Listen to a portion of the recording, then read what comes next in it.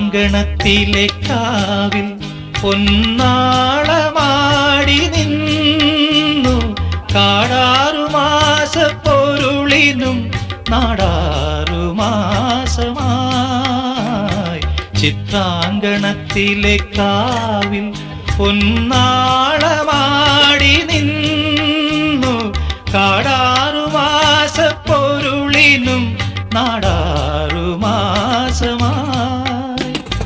പുതുമിന്നൽ കൈവള ചാർത്തി രാഗോന്മാദിനികൾ നാദം നാദം സുരഭി മന്ത്രം തെളിയും പോലെ അരികിൽ കേട്ടു കേട്ടാൽ മനമലിയും ഹൃദയമന്ത്ര ചിന്ത.